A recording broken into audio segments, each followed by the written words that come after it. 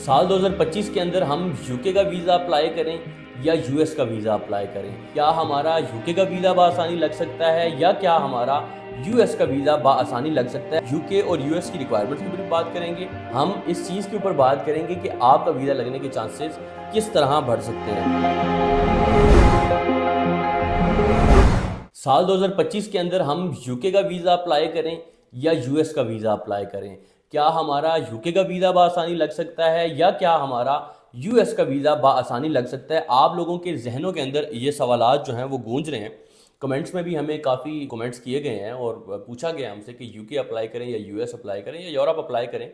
और मैं आज की ये वीडियो बनाने का मकसद ये है कि आप लोगों के सामने कुछ पॉइंट्स रखूं, कुछ ऐसी चीज़ें रखूं जिससे आप लोग अपनी असेसमेंट करें और उस असेसमेंट के बाद जो है आप लोग अप्लाई करें। और अप्लाई कैसे करना है, क्या चीज़ें करनी है, इंशाल्लाह आज की वीडियो के अंदर बताने जा रहा हूं। और किस तरह आपका वीज़ा लगने की चांसेस जो हैं वो ज़्यादा हो सकते हैं, चांसेस बढ़ सकते हैं। वीडियो शुरू होने से कबल मेरी आप तमाम अहबाब से दरख्वास्त है कि जिन लोगों ने अभी तक हमारा यूट्यूब चैनल सब्सक्राइब नहीं किया वो कर ले, ताकि आने वाली वीडियो से आप लोग बाखबर रह सकें। आज की ये वीडियो के स्टार्ट के अंदर टाइटल मैंने आप लोगों को बताया है कि हम यूके का अप्लाई करें या यूएस का अप्लाई करें। सबसे पहले हम लोगों ने ये देखना है कि जब हम किसी भी कंट्री का विजिट वीज़ा अप्लाई करते हैं कि उसकी रिक्वायरमेंट्स क्या होती हैं। क्या आया हम उन रिक्वायरमेंट्स को मीटअप करते हैं? क्या आया उन रिक्वायरमेंट्स को कि जो रिक्वायरमेंट्स हैं उनके पास, जो वो रिक्वायरमेंट्स हमें कहते हैं, क्या वो हमारे पास सारी की सारी मौजूद हैं या नहीं।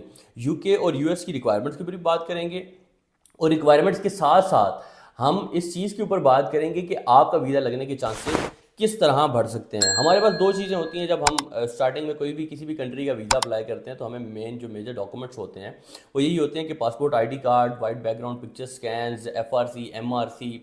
उसके बाद बहुत से लोगों का जहाँ पे आके फंस जाते हैं वो ये चीज़ होती है बैंक स्टेटमेंट। जो मेन डॉक्यूमेंट्स हैं, बैंक स्टेटमेंट या bank maintenance letter plus tax returns plus employment का सबूत या बिजनेस का सबूत। यूके का एक ऐसा पॉइंट बताऊंगा जिस पॉइंट के ऊपर आप लोग वीज़ा, अगर उस चीज़ को जस्टिफाई करके आप लोग वीज़ा अप्लाई करते हैं तो आपका वीज़ा लगने के चांसेस 100% बन जाते हैं। फॉर एग्जांपल, अगर आप लोग मिसाल के तौर पे मोस्टली 99% इसमें ये है कि आप लोग सैलरी पर्सन की मैं बात कर रहा हूँ। सैलरी पर्सन के बाद बिजनेसमैन के ऊपर भी हम बात करेंगे। सैलरी पर्सन कोई भी, जिस बंदे की 1.5 लाख से 2 लाख सैलरी है महाना, उसके अकाउंट के अंदर सैलरी आती है। सैलरी के बाद उसी सैलरी के मुताबिक वो बंदा टैक्स भी पे करता है। अगर वो जस्टिफाइएबल स्टेटमेंट है कि उसके मंथ के एंड में उसके अकाउंट के अंदर कुछ 10 से 15 हज़ार रुपया सेविंग बच रही है और वो उसी अमाउंट का, जो अमाउंट उसके अकाउंट में आ रही है, जो भी किसी भी जगह XYZ कंपनी के अंदर वो काम कर रहा है, उसकी 2 लाख सैलरी है, 1.5 लाख सैलरी है, वो सैलरी उसके अकाउंट में आती है मंथली। पहली से 10 तारीख के अंदर या कोई भी उसकी जो सैलरी डेट है उसके अंदर वो सैलरी आती है। सैलरी आने के बाद उसके अपने लीगल एक्सपेंसेस हैं, वो बिजली का बिल जमा कराएगा, गैस का बिल जमा कराएगा, ग्रॉसरी लेगा, फ्यूल पंप पे जाएगा, कैश निकलवाएगा। जो जो चीज़ें भी उसकी हैं वो अगर इस क्राइटेरिया को मीटअप करता है और at the end of month बेशक उसका स्टेटमेंट जो है वो ज़ीरो भी हो जाती है तो वेरी नहीं करता, मगर आप इस चीज़ को जस्टिफाई कर रहे हैं कि आपका इनकमिंग ये है और आउटगोइंग आपकी ये है, या आपके मंथली एक्सपेंसेस ये हैं। अगर इस क्राइटेरिया को आप फॉलो करते हैं और इसी चीज़ के मुताबिक आप अपने रिटर्न्स भी पे करते हैं, आपके टैक्स रिटर्न्स भी इसके मुताबिक पेड होते हैं, तो आपका यूके का वीज़ा लगना 99% श्योर हो जाता है। हमने देखा है 99%, इसमें हमने 50% ऐसे लोग भी देखे हैं बिजनेसमैन जिनका वीज़ा अप्रूव नहीं होता। उनका वीज़ा अप्रूव ना होने की यही सूरत हाल होती है कि उनके अकाउंट्स की और टैक्स की जो चीज़ें हैं वो मैच नहीं कर रही होती। उनके अकाउंट्स और उनके टैक्स आपस में मेल नहीं खा रहे होते। कि अगर मिसाल के तौर पे लाख रुपए के ऊपर मिसाल के तौर पे 1000 रुपया टैक्स है, तो आपने 1000 रुपया टैक्स पे नहीं किया हुआ, आपने वो 1000 रुपया या वो लाख रुपया अपने टैक्स रिटर्न्स के अंदर शो ही नहीं कराया हुआ। अगर आप यूके ये देखता है कि जो बंदा अपनी कंट्री के अंदर खुशहाल है या जो बंदा अपनी कंट्री के साथ सिंसियर है, सिंसियर इस तरह है कि जो उसके पास इनकम है उस इनकम के ऊपर टैक्स दे रहा है, उसको हम वीज़ा देंगे। तो यूके की मेन पॉलिसी यही है कि वो बाकी सारे डॉक्यूमेंट्स को जब आप मीटअप कर लेते हैं, जब बैंक स्टेटमेंट की बारी आती है, तो अगर आप इस फार्मूले पे अमल करेंगे तो आपका यूके का वीज़ा लगना तय है। अगले आ जाते हैं कि अब यूएस का वीज़ा मैं उन लोगों को बोलूँगा जो लोग, ख़ासतौर पे फ्रेश लोग अगर वीज़ा अप्लाई कर रहे हैं, तो फ्रेश में ये है कि आप लोगों ने एहतियात बरतनी है। फ्रेश वीज़ा वो बंदा अप्लाई करे जो बंदा कॉन्फिडेंट है, जो बंदा इंटरव्यू के अंदर जवाब दे सकता है, क्योंकि आप लोगों ने फिजिकल अपीयरेंस देनी है।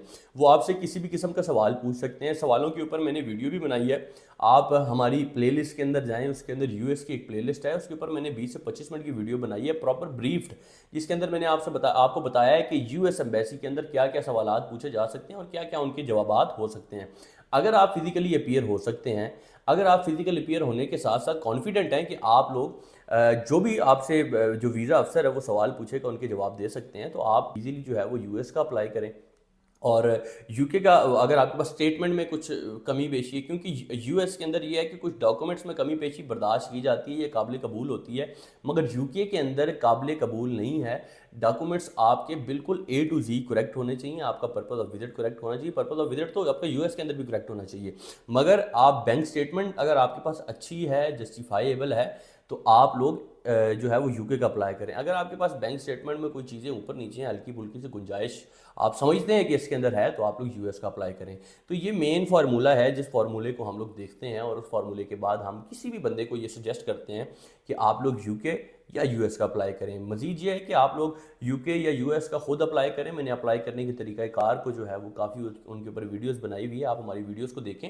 और अगर आप लोग खुद अप्लाई नहीं कर सकते तो आप लोग हमसे अप्लाई करें। हम मामूली सी फ़ी उसकी चार्ज करते हैं, डॉक्यूमेंटेशन की, फाइल प्रिपरेशन की, और उसके अंदर हम तमाम की तमाम सर्विसेज जो प्रोवाइड करते हैं। जज़ाकल्लाह खैर। इंशाल्लाह अगली वीडियो में मिलेंगे एक नए टॉपिक के साथ, एक नई उम्मीद के साथ।